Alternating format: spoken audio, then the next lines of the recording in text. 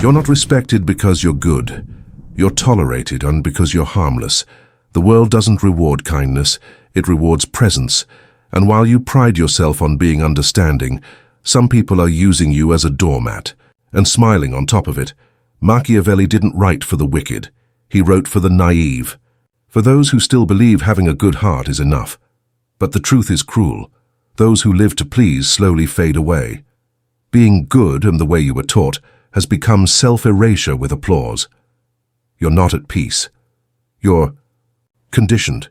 You call it empathy, but the world calls it weakness.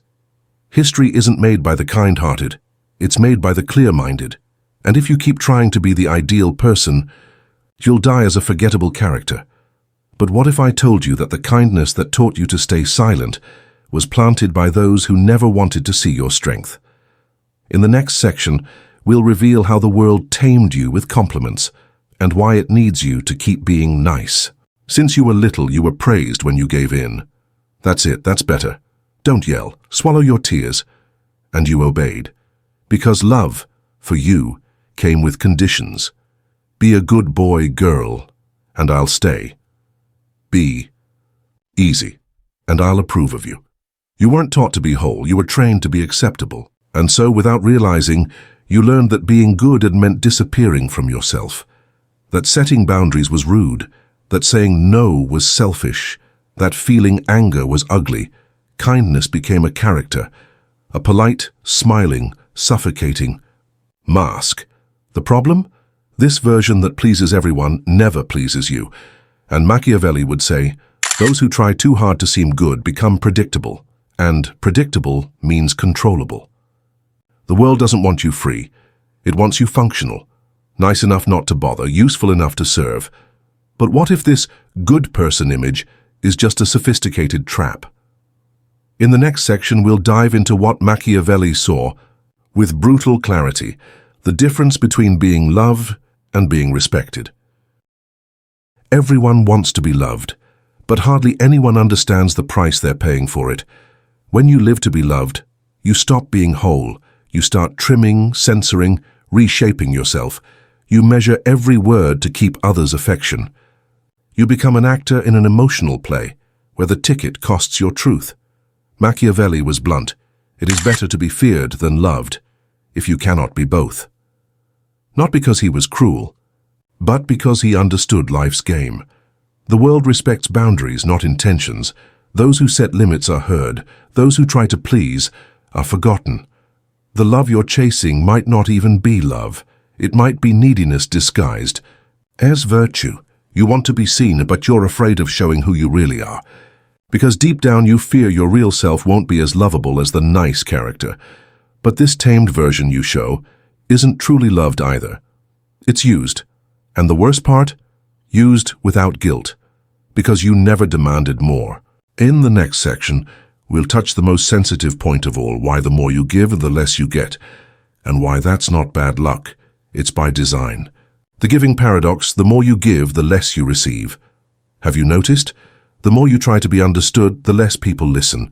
The more you yield, the more they demand. The more you give, the more they expect. It's like your generosity turned into an eternal debt. But this isn't bad luck, it's emotional engineering. The world runs on scarcity. When something is always available, always ready, always kind, it loses value. You could have the purest heart on the planet, but if you never set consequences, they'll treat you like a resource. And a resource, by definition, is replaceable. Machiavelli never romanticized virtue. He knew kindness without presence is invisible. Being good without structure makes you food for emotional predators, and you feed many without noticing. Your need to be loved became the main course for those who'll never respect you. And the worst part? You call it empathy, but it's fear. Fear of not being liked. Fear of seeming selfish. Fear of being who you really are, with boundaries, voice, and will. But what if I told you that this fear is exactly what keeps you imprisoned? In the next section, we'll face the root of that prison, why you were trained to erase yourself, and why now it's time to break the script.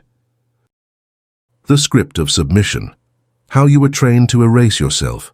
No one is born afraid to displease. You were taught taught that crying was drama, that saying no was ungrateful, that complaining was rude, and every time you swallowed your pain to keep the peace, you forgot a little more of who you were. The script came disguised as love. Be a good boy, girl. Don't make a scene. Polite kids don't talk back. And so, without realizing, you began to exist only in the space others allowed you to occupy. You anticipated discomfort, read the room before you breathed, shaped your presence so you wouldn't bother anyone. That's not empathy. It's emotional survival. The worst part? You think that's being a good person, but a truly good person doesn't need to disappear to be accepted. You became a specialist at vanishing. Machiavelli would hand you a mirror right now and ask, are you good or were you trained to be useful? Because as long as you live to be loved, you'll live bowed. But what if you decided to rise? In the next section, we'll talk about the antidote, the brutal shift Machiavelli proposes. Stop asking for acceptance and start building authority. You don't have to shout to be heard, but you do need to stop asking for permission to exist. Respect doesn't come from your sweetness. It comes from your edges. People with boundaries are remembered. People who are always accessible are forgotten. You've been trying to be understood, loved, accepted. But what really works, what truly shifts how the world sees you, is when you start saying no without trembling, without anger, without over-explaining. Just a calm, non-negotiable no. Machiavelli said, severity well used can be more effective than continuous kindness. Because the world doesn't respond to your intentions. It responds to your posture. And if your presence is always sweet, always flexible, always gentle, no one fears you, and yes, a little fear is necessary, not to intimidate, but to not be disposable. Authority isn't domination, it's clarity. It's knowing where you end as and where the other must not cross. It's the courage to stop being useful and start being real. Because those who are real unsettle, but they are also respected, and that's where true liberation begins. In the next section, we'll talk about that. How to stop being a ghost and start existing again with presence, soul, and form. You faded slowly. It started with the first "it's fine" that tasted like "that hurt," the first forced forgiveness, the first no that turned into "maybe." And no one noticed, because being nice is quiet. But you know, deep inside, you know, there are days when the mirror shows a smiling face, but the eyes are screaming. And the truth is, you're afraid. Afraid of being rejected, afraid of being judged, afraid of being called difficult. But living in fear isn't living, it's performing, and you weren't born to be a character. Machiavelli would say, it's not about being loved. It's about not being ignored. Presence that makes itself felt doesn't beg for affection. It commands respect, with silence. You don't need to explain yourself all the time. You don't need to justify your feelings, or ask for permission to be whole. Liberation begins when you stop begging for peace, and start protecting your truth like a sacred temple. Being good isn't about fading away. It's about having the courage to exist, even if that makes others uncomfortable. And when you reappear, the world relearns how to see you. In the next and final section, we'll ask the question you may have been avoiding for years. Do you want to be loved? Or do you want to be free? The time has come. The question you've been avoiding with smiles, excuses, and pretty words. Do you want to be loved, or do you want to be free? It sounds harsh, but it's the choice that shapes your entire life. Because as long as your peace depends on others' approval, you will bend, you will fade, you will live as a praised character but profoundly alone.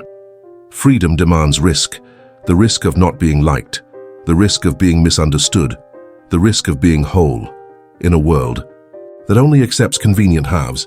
Machiavelli knew, he who lives only to be loved will always be a slave to others' gaze. And Buddha would add in silence, true peace begins when you stop identifying with the character. Being free isn't being cold, it's being real. It's looking in the mirror and finally recognizing who's there, not by appearance but by courage. The courage to be one, the courage to be whole. No one will applaud when this happens. There won't be fireworks or pats on the back. There will be silence, But it will be a new silence, a silence that doesn't suffocate, that frees, and maybe, for the first time, you'll feel at home within yourself, not to please, not to convince, but because finally, you stopped trying to be a good person and started being you.